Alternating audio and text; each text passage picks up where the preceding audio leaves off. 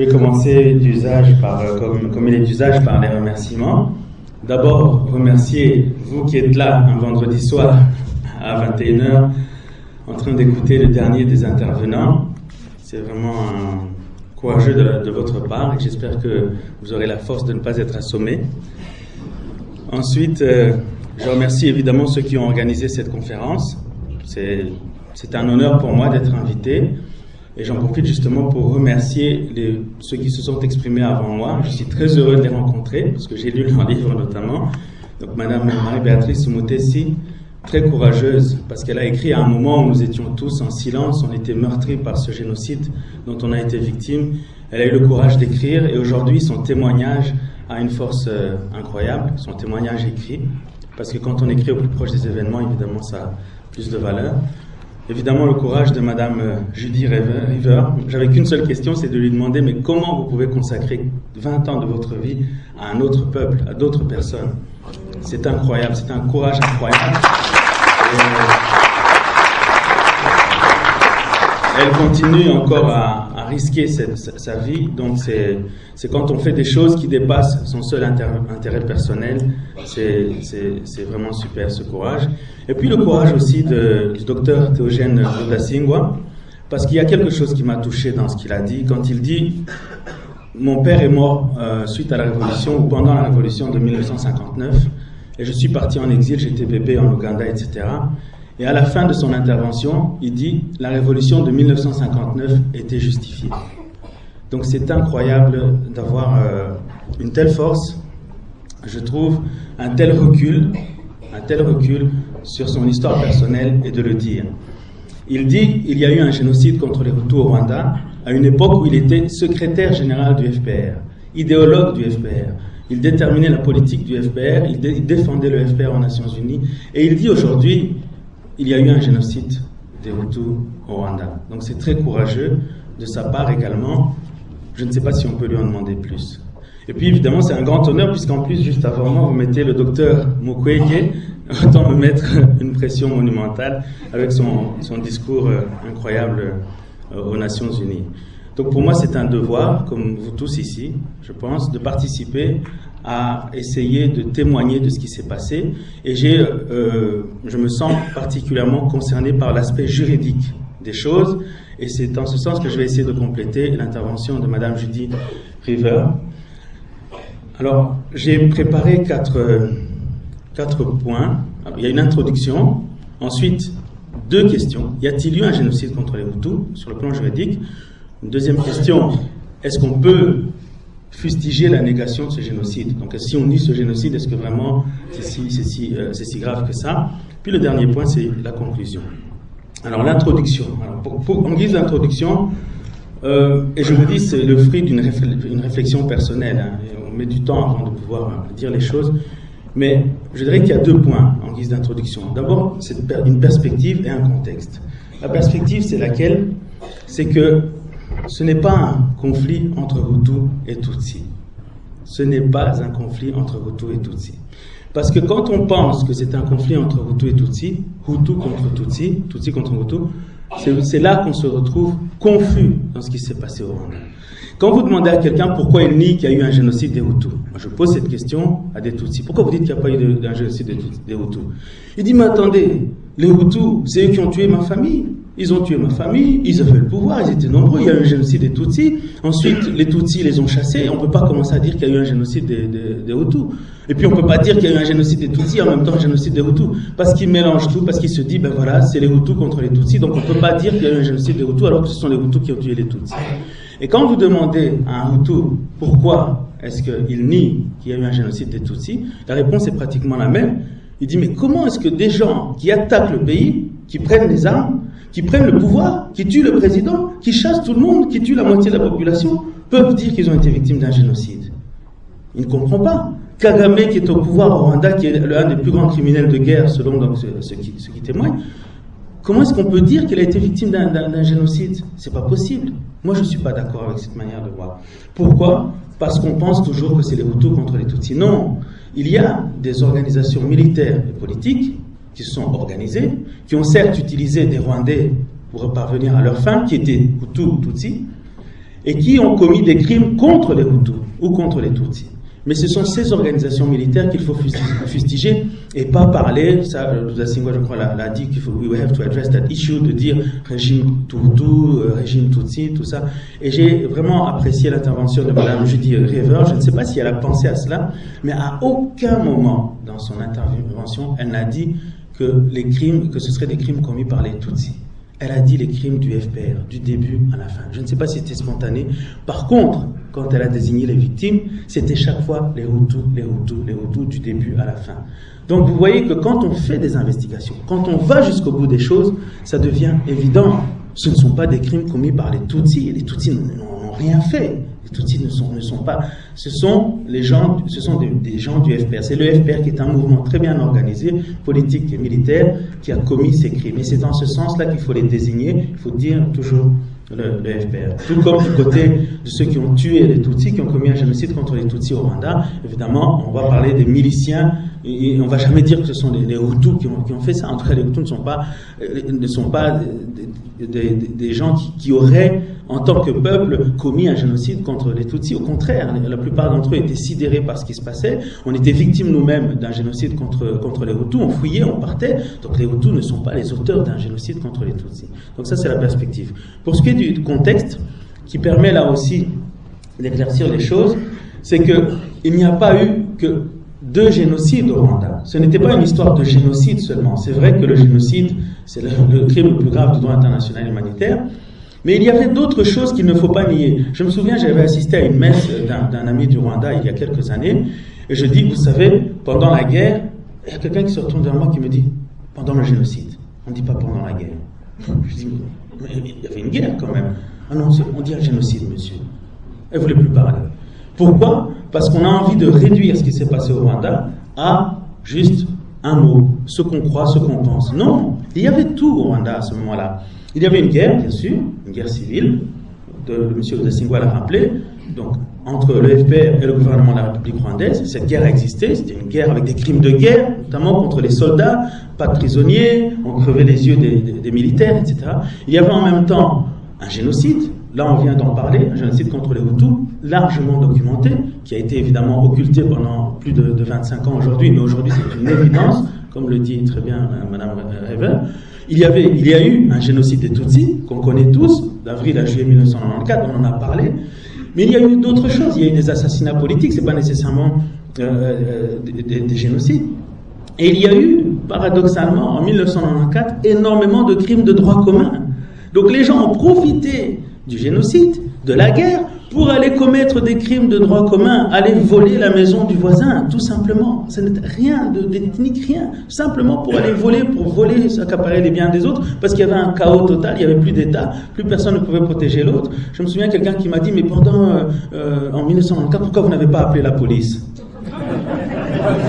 Faut imaginer un peu, et je peux comprendre, il faut imaginer un peu le contexte qui était celui de 1994. Voilà pour le contexte. Ensuite, je passe directement à la définition du génocide. Donc la question, premier point, la question, y a-t-il eu un génocide contre les Hutus? Alors, pour pouvoir répondre à cette question, il faut d'abord regarder, là je fais comme en bon juriste, du vendredi soir. Donc il faut d'abord regarder quelle est la définition du génocide, et puis ensuite voir si dans ce qui s'est passé contre les Hutus, on peut parler de génocide. Et il y a toujours 2 éléments. Dans un crime, quand vous commettez une infraction, il y a toujours 2 éléments. Il y a ce que vous faites comme acte, et il y a l'intention que vous avez, n'est-ce pas? Alors, le génocide se définit par quoi? Par d'abord des actes de génocide. Quels sont ces actes? Il faut aller les chercher dans cette définition. Alors, 1. Commettre des meurtres des membres de ce groupe. A. B. Atteindre l'intégrité physique ou mentale des membres de ce groupe. Puis le reste, donc C, D et E, soumettre ce groupe à des conditions d'existence devant entraîner sa destruction physique, ou alors faire des mesures qui entravent les naissances, ou transférer de manière forcée les enfants du groupe à un autre groupe. Ça sont les actes. On commet des actes. Voilà. Bon, maintenant, est-ce que ces actes constituent un génocide? Parce que vous pouvez tuer quelqu'un en le renversant en voiture. Est-ce que vous avez commis un génocide? Même tuer plusieurs personnes, est-ce que vous avez fait exprès ou pas? Ensuite, il y a toujours le second élément, qui est l'intention de commettre un génocide. Et c'est là, en fait, qu'il y a beaucoup de discussions en ce qui concerne le génocide commis contre les Hutus. C'est un acte, donc, c'est commettre les actes qu'on vient de citer, dans l'intention de détruire en tout ou en partie un groupe national, ethnique, racial ou religieux comme tel. Comme tel. Alors, la première chose, qui n'est pas dans mon slide, c'est qu'il n'existe pas, évidemment, de génocide purement gratuit. On ne tue jamais personne uniquement comme tel. C'est vraiment une nuance très particulière qu'il faut comprendre. Personne, si on prend le génocide le plus, celui qui a donné lieu à cette définition d'ailleurs, prenez le génocide national-socialiste commis par le régime national-socialiste en Allemagne donc en 40-45, les Juifs ont été exterminés comme tels, mais il y a toujours un prétexte. On n'a pas dit, le régime national-socialiste n'a pas dit on va juste tuer les Juifs. Ça n'existe pas. Par contre, on va tuer les Juifs parce qu'ils nous accaparent, ils accaparent notre économie, parce que les Juifs ont fait ceci. Il y a toujours un prétexte. On a toujours un prétexte. Mais quand on commet l'acte, on finit par tuer la personne comme telle. Pourquoi? Parce que quand vous finissez par tuer des enfants, par tuer des vieillards, par tuer tout le monde, c'est que c'était un prétexte que vous aviez dans votre intention. Et donc c'est ça que quand on dit comme tel, c'est là que ça vient. Et c'est pour ça qu'il ne faut pas confondre le fait de tuer une population pour des raisons purement militaires, ce qui constitue un crime contre l'humanité, et le fait, à un moment donné, vous tuez une population qui s'avère être une population Hutu, mais votre intention n'est pas seulement de prendre le pouvoir ou parce que vous n'avez pas le temps de trier entre les civils et les militaires, mais votre intention est à un moment donné, tiens, on va les exterminer aussi. Et c'est ça qu'on reproche au FPR. Et le FPR se défend, alors c'est magnifique, parce que vous avez des gens qui se défendent en disant « Nous, on n'a pas commis un crime de génocide, on a commis un crime contre l'humanité. » Ça, c'est du jamais vu dans l'histoire du droit international humanitaire. Ils disent « Non, nous, c'est vrai qu'on avait des éléments à contrôler qui ont tué des civils, mais le but n'était pas d'exterminer les Hutus, le but était simplement d'avancer. On a des militaires dont le contrôle nous a échappé. » Alors que non, leur but était, comme l'ont très bien démontré mes prédécesseurs, d'exterminer les Hutus systématiquement. Bien avant, évidemment, le 6 avril 1994, qui est le moment où ils ont lancé l'offensive finale. Et je voudrais sur ce point appuyer sur quelque chose d'important. Le génocide commis contre les Tutsis n'a pas été déclenché par l'attentat du président. Contrairement à tout ce qu'on pense, quand vous regardez chronologiquement ce qui s'est passé, en réalité, c'est l'offensive militaire générale du FPR dans les lieux qui ont été cités dans le petit film qui a présenté le livre de Madame River en disant tout au nord de Kigali, dans les préfectures au nord de Kigali. Cette offensive générale du FPR qui a été lancée, c'est celle-là qui est le vrai déclenchement du génocide qui a été commis contre les Tutsis et non pas l'attentat du président où les gens sont restés en attente de ce qui allait se passer. C'est quand l'offensive générale a été menée, l'offensive générale qui a été menée le 6 avril après 20 heures quand on se demandait ce qui s'est passé, le FPR était déjà en mouvement. Et donc c'est ça qui fait que ce génocide des Tutsis. Bon, moi aujourd'hui on parle évidemment du génocide des Hutus qui est concomitant à ce génocide commis contre les Tutsis. Donc quelles sont les idées reçues? Les idées reçues sur le génocide, et c'est assez terrible ces idées reçues parce que même au TPIR parfois les discussions ont discuté alors ça me paraissait pas très pertinent. D'abord, on pense qu'un génocide ne peut être commis que dans le cadre de l'intervention d'un État. Ce n'est pas vrai. Le génocide peut être commis par un groupement armé, militaire, politique qui ne contrôle pas un État. C'était le cas du FPR. Deuxième idée reçue, on pense que pour commettre un génocide, il faut avoir l'intention d'exterminer totalement ses victimes. Non, une intention d'extermination totale n'est pas nécessaire, partielle suffit. Et là aussi, c'est un moyen de défense de certains officiers du FPR, mais on n'a pas commis de génocide, on n'a jamais eu l'intention d'exterminer tous les Hutus. Ils sont là à Kigali. Donc vous imaginez un peu le moyen de défense. Ensuite, troisième élément qui est aussi faux, c'est la planification, la préméditation. Le génocide n'est pas un génocide parce qu'il a été planifié. La planification, c'est ce qu'on appelle une circonstance aggravante. Si vous l'avez planifié, c'est encore plus grave. Mais il peut y avoir un génocide sans qu'il ait été planifié. Et d'ailleurs, sur ce point, et là je reviens maintenant au génocide qui a été commis contre les Tutsis, le tribunal pénal international a acquitté toutes les personnes qui ont été poursuivies et condamnées pour génocide de l'infraction d'entente en vue de commettre le génocide. Il a dit, mais on n'a aucun élément que ce génocide a été planifié, le génocide commis contre les Tutsis. Et là, évidemment, à Kigali, c'était la panique générale, parce qu'ils se disaient, mais tiens, mais s'ils n'ont pas planifié le génocide, il n'y a pas de génocide. Et puis non, ils ont été acquittés de l'entente en vue de commettre le génocide, ils ont été condamnés pour génocide. Je ne dis pas que les condamnations, etc., tiennent la route pour beaucoup d'entre eux, mais en tout cas, sur le plan juridique, les gens ont été acquittés pour avoir de cette infraction d'entente en vue de commettre le génocide. Ça veut dire qu'un génocide peut être commis sans planification.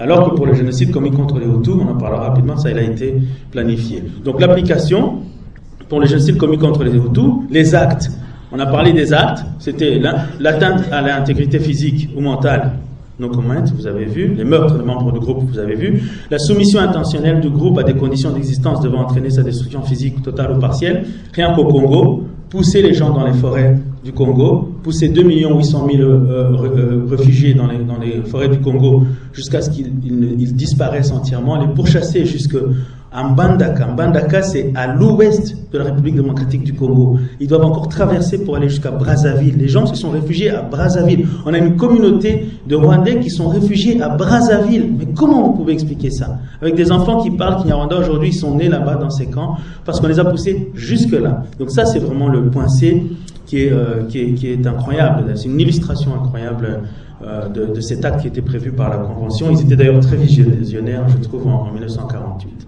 En ce qui concerne l'intention, elle se déduit souvent des actes. Quand on voit comment ils l'ont fait, et déjà quand vous tuez tout le monde, les enfants, les femmes, les vieillards, les hommes, etc., en général, c'est que vous avez une intention génocidaire. C'est très difficile de se défendre là-dessus. Et donc là, l'intention génocidaire partielle est établie. Et au Congo, on était dans l'intention génocidaire totale. Au Congo, on était dans le but de, si on avait pu tous les éliminer, on les aurait éliminés. Quand vous demandez aux Congolais de vous apporter des mains, c'est comme ça. Parce qu'à un moment donné, les soldats du FPR ne pouvaient plus rentrer dans les forêts où s'étaient réfugiés les Rwandais. Et ils utilisaient les Congolais en leur disant, ramenez-nous des mains. Des mains, ça suffit. Alors les Congolais ramenaient des mains comme sur des brochettes. Donc je n'ai pas amené le livre que j'avais lu à l'époque, qui était horrible, qui avait été écrit par Sima Kivu en 1999 à Louvain-la-Neuve. Mais vous voyez les photos de ces mains que les Congolais donnaient aux soldats pour avoir de l'argent. Ensuite, y a-t-il eu un génocide contre les Hutus? Donc ça, c'est le premier point. Troisième point de ce premier point, donc vous avez la définition du génocide, l'application aux crimes commis contre les Hutus. Ensuite, les caractéristiques particulières de ce génocide, je serai très rapide. D'abord, et c'est pour ça qu'on est ici, c'est l'impunité. Comment peut-on commettre un génocide et être impuni? Et ça, c'est la politique, c'est la géopolitique. C'est incroyable ce qu'on voit. Comment est-ce possible? Comment est-ce possible? C'est une honte absolue. Ensuite, c'est la documentation qu'il y a sur ce génocide. Vous avez vu mes prédécesseurs, ce qu'ils ont expliqué, les témoignages qu'il y a, au point d'en conclure que c'est indéniable sur le plan scientifique, sur le plan de la véracité des faits. Au point que, en fait, un tribunal qui serait saisi de la question aurait un travail très facile à faire. Deuxièmement, c'est la planification qui a entouré ce génocide. On a planifié de le commettre, et en même temps, on a même planifié un discours qui allait accompagner ce génocide, qui fait que ça a mis 25 ans pour qu'on puisse même s'asseoir ici et dire « Tiens, il y a eu un génocide contre les Hutus ». Les Hutus eux-mêmes ont été victimes d'une telle propagande que certains n'osaient pas dire qu'ils ont été victimes d'un génocide alors qu'ils ont été victimes d'un génocide. C'est quelque chose d'incroyable. Vous imaginez l'aliénation de la victime jusqu'à ce stade-là. Alors ça a été planifié, soigneusement planifié, avec une communication. Parce que en 1994, il y a quand même un problème politique de base. Vous avez le FPR qui fait partie des partis d'opposition, mais qui lui est un groupe armé qui a signé des accords d'Arusha avec une république qui est indépendante. Il signe des accords d'Arusha. On doit mettre en place ce qu'on appelle le gouvernement de transition à base élargie. Donc on doit l'élargir au FPR. Et vous avez un gouvernement de transition qui est déjà en place. Et à la faveur d'un avion qu'on abat, il lance une offensive militaire généralisée. Et là, M. Luc Marshall, le colonel Marshall, nous avait expliqué qui est ici d'ailleurs, nous avait expliqué dans une conférence que l'offensive militaire du FPR nécessitait au moins 6 mois de préparation, qu'il était impossible de la lancer comme ils l'ont lancée, soi-disant en ayant entendu l'avion être abattu, donc on peut déjà savoir qui a abattu l'avion. Eh bien, ils lancent cette attaque et vont jusqu'à la conquête totale du pouvoir. Mais dans ce contexte des accords d'Arusha, comment pouvez-vous justifier cela? Comment pouvez-vous justifier une prise de pouvoir totale d'un parti qui est à l'extérieur du pays, qui a pris les armes et qui vient de signer des accords avec une république qui a déjà atteint le stade de la démocratie entre l'opposition et le gouvernement en place de l'époque? Impossible autrement que par un discours bien rodé, avec un embargo total contre l'armée en face, avec une manipulation des Nations Unies qui sont sur place jusqu'au casque bleu, et vous y allez, et puis ensuite vous salissez vos victimes et vous les exterminez jusqu'au Congo en disant que vous ne voulez pas qu'ils soient aux portes du Rwanda. Mais oui, c'est des Rwandais, et on les extermine et on va jusqu'au Congo-Brazzaville. Voilà donc comment cette planification est pire encore que ce que l'on peut penser aujourd'hui. Quatrième point, la narration libre et la revendication. Alors ça, c'est vraiment parmi les choses qui me choquent le plus, c'est quand je vois des témoignages sur YouTube où vous avez un officier du FPR qui dit « Oh, vous savez, moi, je suis militaire, je ne suis pas un policier. » Un militaire, quand il voit un ennemi, un policier, quand il voit un voleur, il court derrière, il met son fusil sur le dos et il court derrière pour l'attraper. Un militaire, quand il voit quelqu'un, il enlève son fusil du dos et il tire. Il dit, moi je suis militaire, ces réfugiés, je devais les rapatrier, je n'allais pas courir derrière eux. Voilà, c'est tout. Donc quand vous entendez ça sur YouTube et que ces gens se promènent librement, c'est inadmissible. Comment est-ce que quelqu'un peut revendiquer des crimes comme ça publiquement? C'est quand même pas possible. Ensuite, l'efficacité. Oui, ça c'est quelque chose de terrible. Un génocide, ça a quand même le mérite parfois d'être efficace. Et c'est pour ça que les gens ont disparu. Les gens ne sont plus là. Toutes ces victimes que vous citez, qui avaient des noms, qui avaient des familles, elles ont disparu. Et ce qui est terrible dans le cas du Rwanda, c'est que le FPR a saisi au Rwanda l'intégralité des registres de la population rwandaise. L'intégralité de Rwandais. Les Rwandais, on n'était pas en Somalie. On était dans un pays très bien organisé, parfaitement organisé. Les naissances étaient répertoriées. Les gens avaient des cartes d'identité. D'ailleurs, c'est une des grandes polémiques. Donc, jusque dans la dernière commune, toute la population du Rwanda, on a les cartes d'identité des gens qui vivaient en 1994 au Rwanda. On peut tous les retrouver dans les registres communaux et on peut savoir où ils sont allés. Mais on commence à essayer à fabriquer des chiffres de génocide, etc., comme ça au hasard, alors qu'on a les registres de la population. Évidemment, ils disparaîtront, vous imaginez bien que ces registres vont disparaître, on a fait disparaître les gens, donc les gens aussi. Donc l'efficacité de ce génocide est incroyable, la durée dans le temps, c'est incroyable. Le Mapping Report trace 10 ans de génocide. Comment est-ce possible? Et ce n'est que 10 ans. Alors on imagine, avant ça, on commence en 1993, en 1990 ça avait déjà commencé. L'extension territoriale, on va jusque dans les pays voisins, jusqu'en Tanzanie, Benakongara, on en a parlé, puis au Congo. Alors, deuxième point, peut-on s'insurger contre la négation de ce génocide? Ça, c'est le point, je pense, dans lequel je dois donner ma contribution en tant que juriste, parce que c'est celui qui fait parfois qui donne parfois lieu au plus de discussions à l'heure actuelle. Alors, ce génocide, il y a 2 points là-dedans. Hein. Ce génocide a-t-il été reconnu, doit-il l'être? Et ensuite, les caractéristiques particulières de sa négation. Parce qu'en plus, on nie un génocide qu'on n'a, soi-disant, pas encore reconnu. Alors, par qui doit-il être reconnu? Figurez-vous, je vais vous annoncer un scoop, et sur ce point, je vais un peu corriger ce que Mme Weber a dit tout à l'heure. Le génocide commis contre les Hutus, en 1994, en décembre, avait tout autant été reconnu que celui qui a été commis contre les Tutsis. À aucun moment, la résolution du 8 novembre 1994, qui a créé le tribunal pénal international sur le Rwanda, n'a dit que c'était un génocide commis contre les Tutsis, ou que ce n'était pas un génocide commis contre les Hutus. Ça ne figure nulle part dans la résolution. Et je vais vous dire, ce qui est terrible, c'est que cette résolution qui est prise le 8 novembre 1994, elle fait suite à un rapport des Nations Unies lui-même, le rapport Gersony dont on parle, qui, quand on lui dit « Tiens, il y a eu un génocide au Rwanda, il y a eu un génocide, allez voir, parce que le FPR dit qu'il y a eu un génocide, parce qu'évidemment ils veulent utiliser déjà à ce moment-là le génocide pour conserver le pouvoir. On envoie Robert Gersony dans le cadre du Haut Commissariat aux droits de l'homme des Nations Unies, et il sillonne les 3/4 des préfectures du Rwanda de l'époque, et à l'issue de son rapport en octobre 1994, il se rend compte que la plupart des massacres ont été commis par le FPR. Bien sûr, il y a eu un génocide des Tutsis à ce moment-là, mais quand il interroge les paysans, il interroge les victimes, il interroge les survivants, on lui dit, les témoignages sont les mêmes sur tout le territoire, c'est le FPR, c'est le FPR, c'est le FPR. Il rend son rapport, donc son rapport, qu'est-ce qu'on en fait? Ça ne correspond pas à la vision de ceux qui ont soutenu le FPR de l'époque, Nations Unies, qui utilisent les Nations Unies pour arriver à leur fin, donc atteindre les richesses minières du Congo de manière totalement incontrôlée, ce qui fait qu'on a parfois 2 iPhones ici aujourd'hui, c'est le seul avantage. Donc, à ce moment-là, on lui dit, mais ça ne correspond pas à ce que vous deviez trouver, monsieur. Ça ne correspond pas. Donc, le rapport Gersony, qui est un rapport documenté, proche des faits, on l'escamote sur cet angle-là. Par contre, on émet cette résolution du 8 novembre 1994 qui dit, qui crée un tribunal pénal international pour juger les actes de génocide commis au Rwanda et sur le territoire des pays voisins entre le 1er janvier 1994 et le 31 décembre 1994. Donc, au départ, Gersony aurait dû arriver et dire qu'on va créer un tribunal pénal international pour juger le génocide commis contre les Tutsis entre avril et juillet 1994, avant la prise de pouvoir du FPR.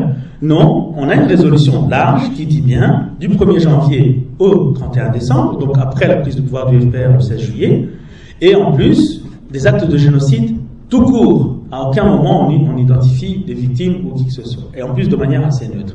Ce n'est que pour des raisons politiques, je dirais géopolitiques, que le bureau du procureur décide, lui, de ne poursuivre que les crimes qui ont été commis contre les Tutsis pour absoudre le FPR. Donc il y a plein de raisons qu'on peut encore discuter, mais sur le plan juridique, c'est simplement une décision politique du bureau du procureur qui lui-même, d'ailleurs, on l'apprendra plus tard, n'avait pas cette intention. Les procureurs Goldstone, à l'époque, quand il est nommé, et par la suite, c'est ceux qui lui ont succédé, leur but, c'est de poursuivre comme le mandat du TPR le leur donne, comme voilà, on va poursuivre tout ce qui s'est passé. On leur dit non, vous poursuivez qu'une seule partie belligérante et vous allez chercher les gens sur lesquels on va mettre l'existence d'un génocide commis contre les Tutsis. Donc le génocide commis contre les Hutus, à ce moment-là, il aurait très bien pu être poursuivi et le mandat du tribunal pénal international, qui est en train de terminer ses travaux, aurait très bien pu justifier la poursuite des crimes commis contre les Hutus. Et c'est pour ça d'ailleurs que les procureurs, comme vous avez Madame Florence Hartmann ou Louise Arbault, se sont insurgés parce qu'en quelque part on les a muselés dans leur boulot de poursuivre les crimes et de rendre justice aux Rwandais sur ce qui s'est passé, notamment aux Hutus. Donc, comment est-ce qu'un génocide est reconnu? C'est comme cela l'a été par les rapports des Nations Unies, mais on est tous habilités à reconnaître l'existence d'un génocide. J'ai vu un post sur vidéo, c'est Madame Zanez, je pense, qui est ici aussi dans la salle, mais elle a bien expliqué aux gens qu'à partir du moment où il y a un crime qui a été commis, on a le droit de le dénoncer, peu importe d'ailleurs que quelqu'un d'autre ait été victime du même crime. Donc on est tous habilités. Qui définit le génocide? C'est la loi. La loi internationale, en l'occurrence. Vous avez une convention de répression sur le crime de génocide, à laquelle la plupart des pays ont adhéré. C'est elle qui dit ce que c'est qu'un génocide. Donc par la suite, nous, on est témoins des actes qui se sont produits, on peut les qualifier, et ensuite, évidemment, c'est comme dans n'importe quel crime. Si quelqu'un vous vole votre portefeuille ici, et que je dis, mais attendez, vous dites, mais on vient de me voler mon portefeuille. Mais quelqu'un ne va pas vous dire, mais on ne t'a pas volé ton portefeuille, attends qu'un tribunal le qualifie. Vous n'allez pas dire ça à la personne. Attends qu'un tribunal le qualifie. Non. Ce qui arrive concernant le génocide commis contre les Hutus, on crie. On a même les auteurs du génocide qui viennent dire, mais nous aussi on a fait un génocide, c'est effectivement quelque chose qu'on a fait, des anciens soldats, etc. Vous allez à la police, commissariat fermé. Vous plaignez, non, on veut rien savoir. Et c'est le policier même qui vous dit, attends qu'un juge te dise ça et après on pourra en parler. Alors que c'est le policier qui doit d'abord saisir la plainte, prendre la plainte, poursuivre, amener ça devant un tribunal. Donc, à quelle fin? À quelle fin est-ce qu'on peut reconnaître ce génocide? Il faut le reconnaître pour qu'il soit surtout, et ça je rejoins la conclusion de mes prédécesseurs, pour que les auteurs de ce génocide soient poursuivis. Poursuivis comment? On peut créer aujourd'hui un tribunal pénal international. Et alors ce qui est bien, c'est qu'on peut préciser sa mission pour punir le génocide commis contre les Hutus sur le territoire du Rwanda et des pays voisins. On peut spécifier aujourd'hui, puisque on est tous d'accord que le tribunal pénal international n'a pas fait ce boulot. Donc on peut, et c'est un acte cette fois-ci de revendication politique, que tous les survivants du génocide commis contre les Hutus doivent pousser près des États, partout où ils sont, en disant on veut justice, on veut une justice, puisque le Rwanda aujourd'hui est aux mains de ceux qui ont commis ce génocide, et qui, comme on l'a expliqué tout à l'heure, déploient tous les moyens pour ne pas être inquiété sur ce point. Il faut pousser pour qu'il soit persona non grata partout et qu'ensuite ils soient poursuivis pour les crimes qu'ils ont commis. Ce n'est pas normal de s'installer et de dire voilà, nous sommes des sauveurs ou des libérateurs, alors qu'on a ce qui est documenté ici par nos prédécesseurs. Donc, peut-on s'insurger contre la négation de ce génocide? Bien sûr qu'on a le droit de dire que quelqu'un, oui, on n'a pas de loi qui punit la personne qui nie qu'il y a eu un génocide des Hutus. Oui, évidemment. Nier le génocide des Hutus, c'est quelque chose mais de banal, mais d'anodin. Moi, j'ai quelqu'un qui m'a choqué quand j'étais étudiant. Et je vous dis, jusqu'à présent, je n'arrive pas à oublier cette phrase. J'avais dit, mais tu sais, nous, on a énormément de gens qui sont morts au Zaïre, on a de la famille, on a des... évoquer, il l'avait mis dans une interview, il me l'avait dit oralement parce que je le connaissais, évoquer le sang des Hutus, c'est salir le sang des Tutsis. Donc, dire une phrase pareille. Et il fallait qu'on se taise à ce moment-là. Donc c'est gravissime. Donc, les caractéristiques particulières de cette négation, c'est la dénaturation du crime. La dénaturation du crime, c'est de dire, mais non, c'est pas un génocide. C'est quoi alors? Vous avez des gens qui enquêtent de manière neutre et qui sont face à l'évidence des faits sans être juristes. Madame River, en fait, il faut la féliciter sur ce point, c'est que sans être juriste, ça lui paraît évident que c'est un génocide. Donc, c'est en fait en sa faveur de ne pas être juriste et que ça saute à ses yeux. Mais on essaie de dire que ce n'en est pas un parce que, évidemment, quand il y a un génocide, il faut réagir. Cette communauté internationale qui, en fait, n'existe pas, doit réagir. La justification par l'existence d'autres crimes. Mais non, c'est pas parce qu'il y a eu d'autres crimes au Rwanda qu'on doit justifier l'existence d'un génocide qui s'est passé contre les Hutus, qu'on ne doit pas le poursuivre. Ce n'est pas parce qu'il y a eu d'autres crimes. Ça ne marche pas comme ça. Aucun criminel ne doit avoir la tranquillité. La minimisation du nombre de victimes. Ça, c'est assez choquant. Vous savez, je parlais du Congo tout à l'heure, du Zaïre. Oui, écoutez, il y avait 2 800 000 réfugiés. On a rapatrié 500 000 au Rwanda, il y en a 400 000 qui sont encore dans les forêts du Congo, et à tout casser, il y a eu à peu près 100 000 morts qui sont morts parce qu'ils voulaient fuir dans le Congo, ils ont été morts, ils sont morts, presque tués par les serpents.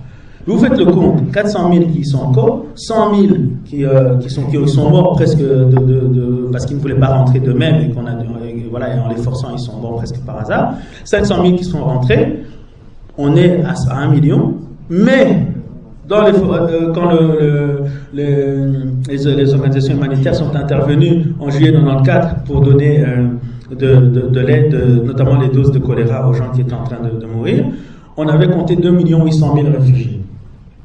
Comment est-ce qu'on fait? Où est ce 1 800 000 personnes? Où est-il? Et là, on parle des chiffres donnés par les bourreaux eux-mêmes. Ça, c'est aussi quelque chose d'incroyable. Les bourreaux qui donnent les chiffres. C'est eux qui proposent les chiffres. Même dans les discussions sur Internet, vous avez des gens qui proposent des chiffres, qui nient et ils vous proposent des chiffres. À tout casser, 500 000. Comme ça, allègrement.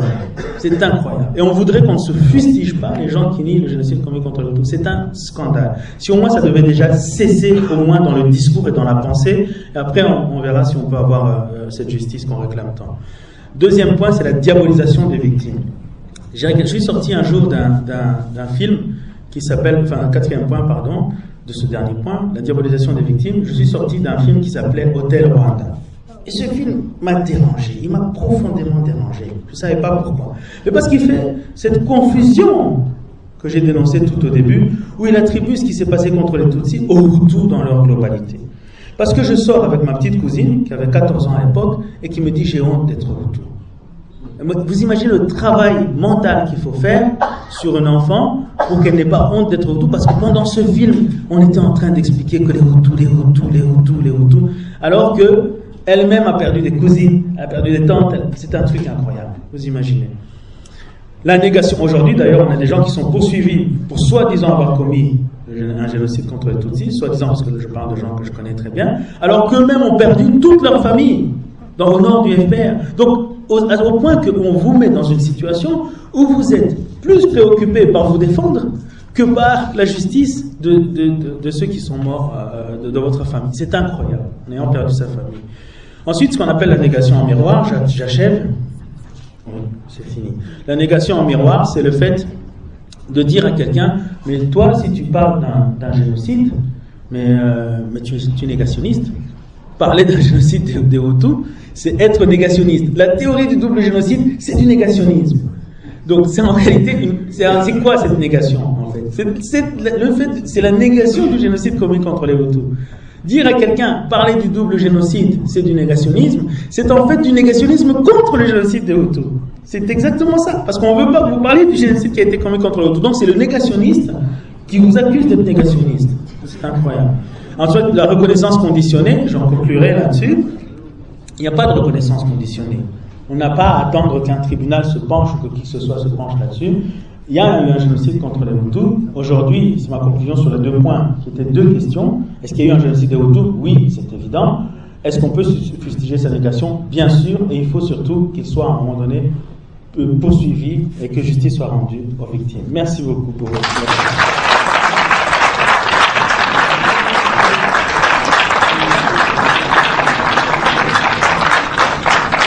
Merci beaucoup.